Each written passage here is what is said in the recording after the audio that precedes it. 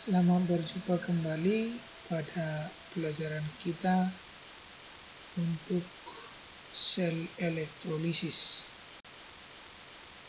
Adapun kompetensi dasar yang akan kita pelajari pada sel elektrolisis ini yaitu menerapkan stoikiometri reaksi redoks dan hukum Faraday untuk menghitung besaran-besaran yang terkait dengan sel elektrolisis dengan indikator mengamati reaksi-reaksi yang terjadi di anoda dan di katoda pada reaksi elektrolisis melalui percobaan atau data-data.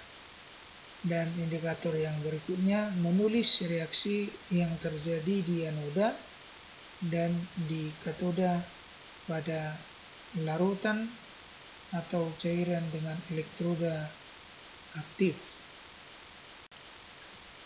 Elektrolisis merupakan suatu proses memanfaatkan energi listrik untuk menjalankan reaksi redoks yang tidak spontan. Di sini energi listrik diubah menjadi energi kimia. Nah, kalau di sel Volta kan energi kimia diubah atau reaksi kimia diubah menjadi energi listrik. Jadi dua-duanya itu terdapat dalam bab sel elektrokimia atau dalam konsep pelajaran kita sel elektrokimia yang terdiri dari dua bagian. Nah, sel elektrolisis itu merupakan perangkat dalam proses elektrolisis, perangkat yang terdiri dari apa? Sel elektrolisis itu ada sumber arusnya, kemudian ada elektroda positif. Dalam hal ini elektroda positifnya adalah anoda. Kalau di sel Volta elektroda positifnya itu katoda. Nah, yang ketiga ada elektroda negatif. Nah, di sini elektroda negatifnya disebut katoda. Kemudian yang keempat ada zat yang dielektrolisis. Zat yang dielektrolisis ini bisa berupa cairan, sama juga itu dengan lelehan atau leburan, dan dapat juga berupa larutan. Kemudian elektroda yang digunakan ada dua jenisnya. Elektroda yang inert atau yang tidak ikut bereaksi, yaitu terdiri dari grafit, karbon, kemudian platina, Pt, atau emas dan Au. Emas atau Au. Kemudian elektroda selain elektroda inert ada elektroda yang aktif, yaitu elektroda selain dari yang tiga tadi, karbon, platina, dan emas. Kemudian yang perlu dipahami pada anoda dia tadi adalah elektroda positif anoda pada sel elektrolisis, namun di sana tetap juga tempat reaksi oksidasi. Dan katoda pada sel elektrolisis ini walaupun katodanya adalah merupakan elektroda negatif, tapi katoda itu tetap sama juga pada sel Volta, tempat reaksi reduksi. Nah, kita perhatikan ketentuan-ketentuan reaksi pada anoda dan pada katoda pada sel elektrolisis. Yang pertama kita amati pada anoda. Di anoda karena dia bisa saja terdiri dari elektroda inert atau bisa juga terdiri dari elektroda yang aktif. Bagaimana kalau anodanya elektroda inert? Maka di sekitar anoda tersebut terdapat ion negatif. Ion negatif itu bisa berasal dari basa atau dapatlah kita katakan kalau basa ion OH negatif. Nah, kalau di sekitar anoda itu terdapat ion OH negatif, maka di anoda seperti tadi adalah terjadi reaksi oksidasi. Jadi OH negatif dioksidasi menjadi O2 ditambah gas hidrogen dan ditambah elektron. Jadi reaksi selengkapnya 4 OH negatif menjadi 2O2 gas tambah 2 gas hidrogen tambah 4 elektron. Nah, kemudian bisa saja di sekitar anoda itu terdapat ion dari halogen, yaitu yang biasa disimbolkan dengan X negatif. Jadi X negatif ini atau X ini dapat berupa Cl, Br, dan I. Nah, bagaimana kalau di sekitar anoda itu ada ion dari ion halogen, maka ion tersebut nanti mengalami oksidasi menjadi 2X negatif menghasilkan X2 gas ditambah 2 elektron. Nah, yang berikutnya, bagaimana kalau di sekitar anoda itu atau zat yang dielektrolisis itu berupa ion sisa asam. Nah, ion sisa asam bisa misalnya seperti SO4 2 negatif, NO3 negatif, atau PO4 negatif. Namanya sisa asam oksi. Nah, kalau sisa asam oksi merupakan anionnya tidak teroksidasi, namun yang teroksidasi adalah pelarutnya atau H2O dari pelarutnya. Kalau H2O yang teroksidasi, maka reaksi oksidasinya nanti adalah 2H2O liquid menjadi O2 gas ditambah 4H positif dan tambah 4 elektron. Nah, jadi dalam hal ini dapat langsung kita ingat kalau H2O yang dioksidasi, maka ingat di situ unsur mana yang naik bilang oksidasinya adalah unsur oksigennya atau O-nya dari -2 menjadi naik menjadi 0. Tapi kalau H2O-nya nanti mengalami reduksi pada poin-poin berikutnya, maka unsur mana yang turun bilang oksidasinya nanti adalah bilang oksidasi atom H dari positif 1 menjadi 0. Supaya dapat dibedakan ketika H2O mengalami oksidasi dan ketika H2O mengalami reduksi. Nah, kemudian masih tetap di sekitar anoda kita ini bicarakan bagaimana kalau elektrodanya itu yang aktif. Kalau elektrodanya aktif, baik dia berupa larutan zat elektrolit yang dielektrolisis, maka elektroda tersebut langsung dioksidasi.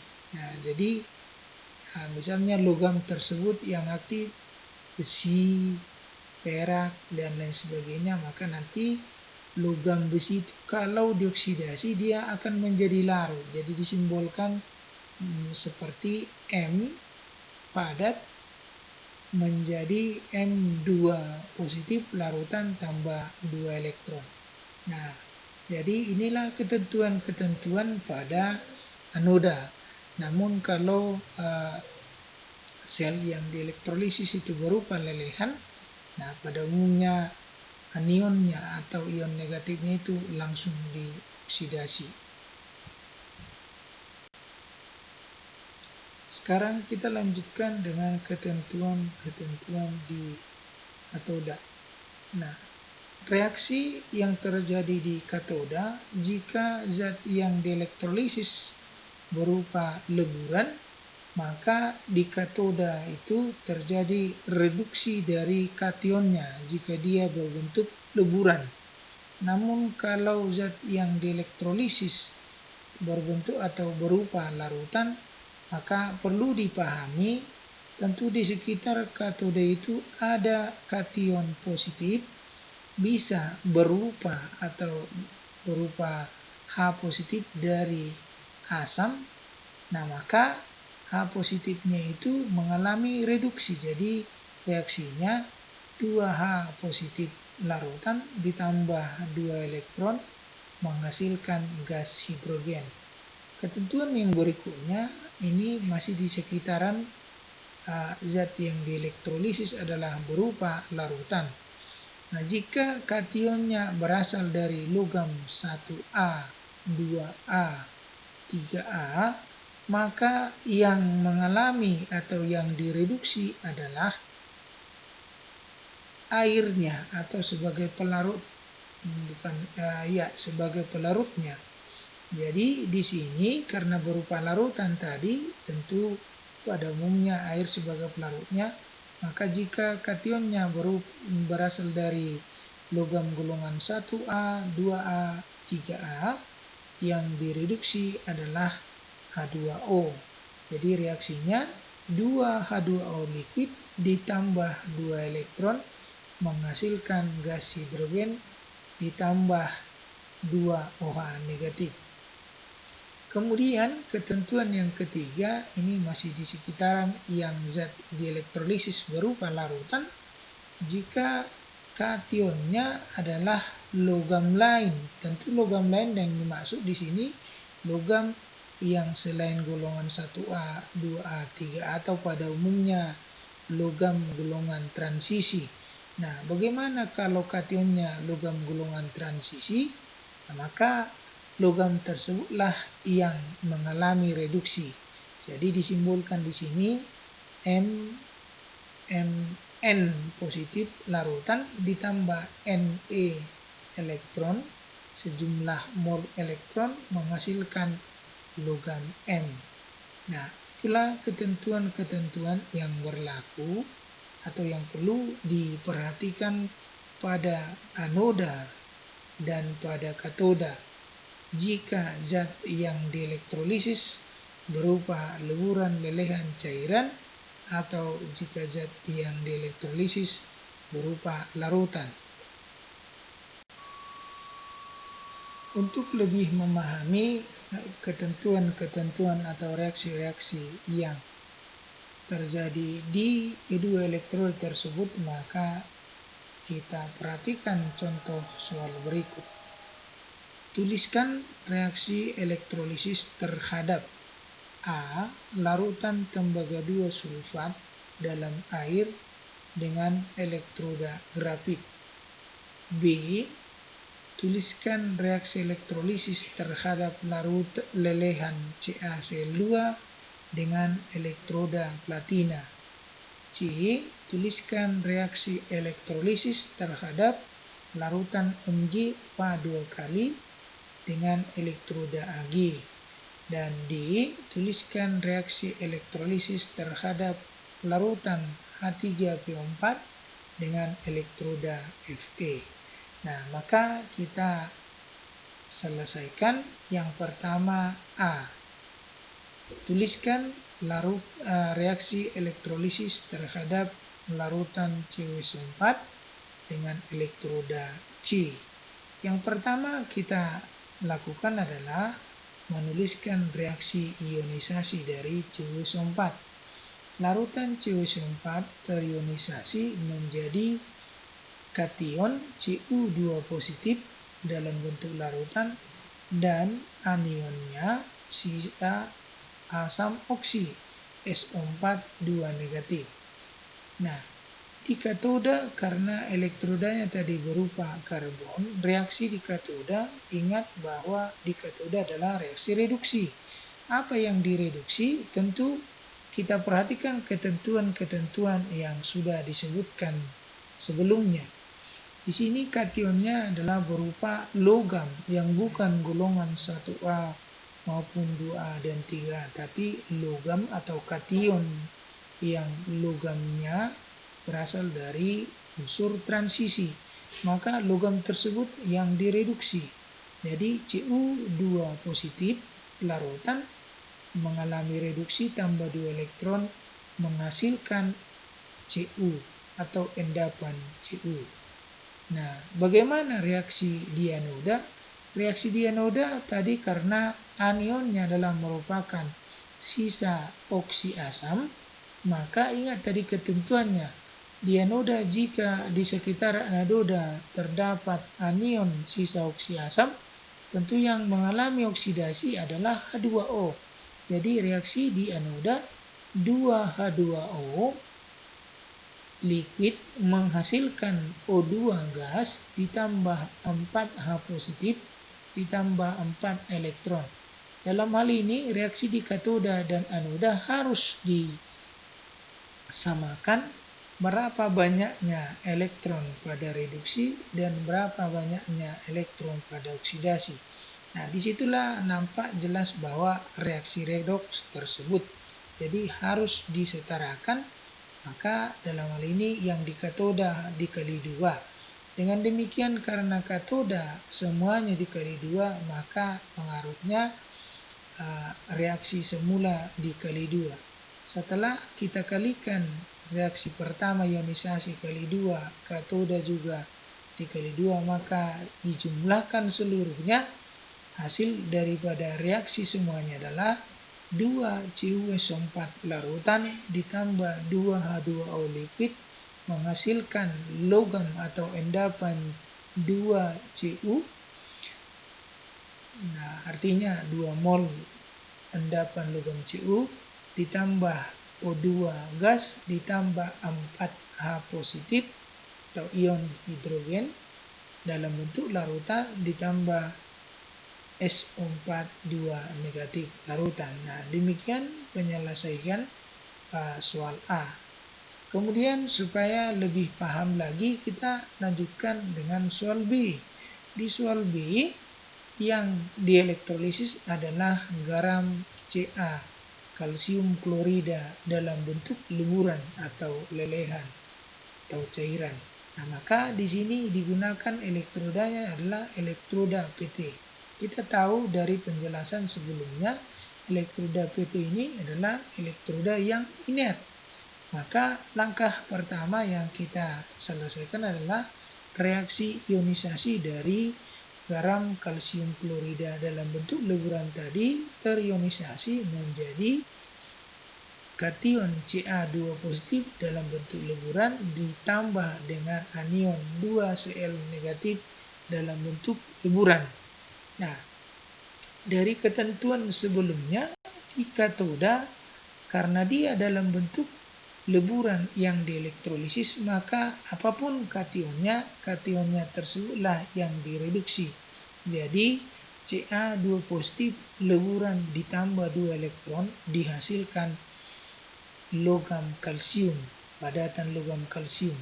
Nah, kemudian di anoda, karena juga tadi elektrodanya adalah elektroda inert, anion di anoda itu adalah anion halogen, maka anion tersebut yang dioksidasi. Jadi reaksinya 2Cl negatif menjadi Cl2 gas ditambah 2 elektron. Karena sudah setara elektron pada reaksi reduksi dan jumlah elektron pada reaksi oksidasi, maka reaksi tersebut sudah dapat kita jumlahkan. Sehingga didapatlah hasil reaksi keseluruhan CaCl2 leburan dielektrolisis menghasilkan logam kalsium di katoda dan menghasilkan gas klorin di anoda.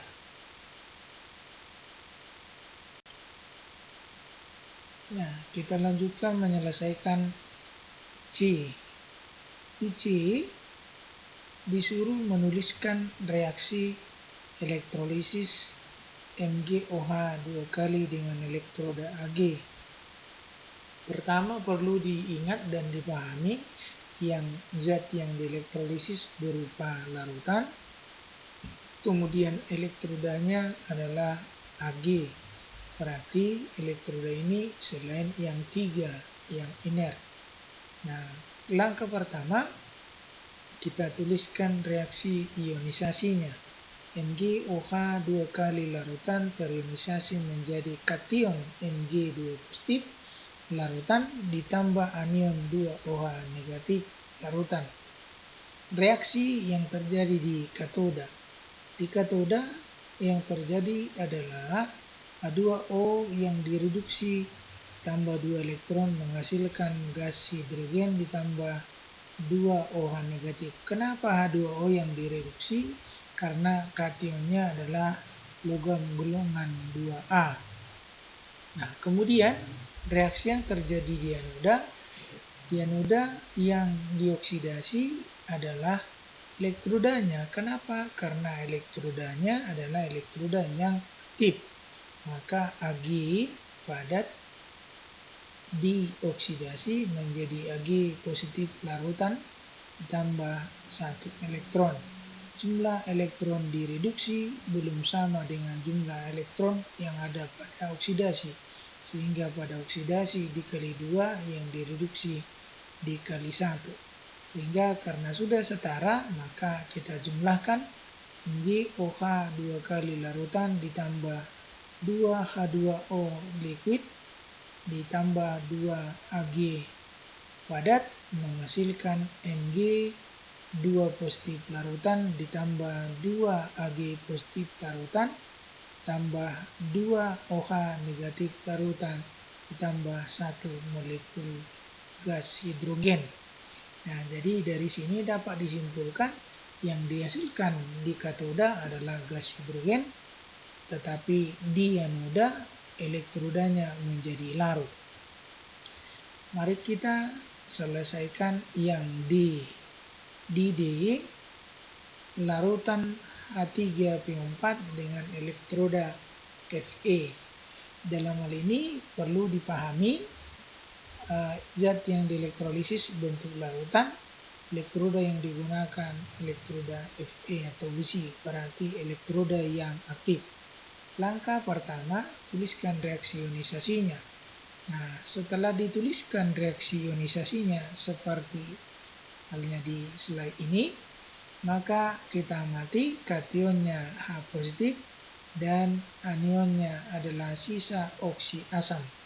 Nah, namun walaupun sisa oksi asam anionnya, karena elektrodanya adalah elektroda yang aktif, berarti elektroda tersebutlah yang dioksidasi. Jadi sehingga reaksinya di katoda ion H positif ditambah 3 elektron menghasilkan 3/2 molekul H2, sedangkan di anoda elektrodanya yang dioksidasi Fe padat menjadi Fe 3 positif larutan ditambah 3 elektron karena jumlah elektron yang direduksi sama dengan jumlah elektron yang dilepas pada reaksi oksidasi, maka sudah dapat dijumlahkan sehingga reaksi keseluruhannya H3PO4 larutan ditambah Fe padat menghasilkan 3/2 gas hidrogen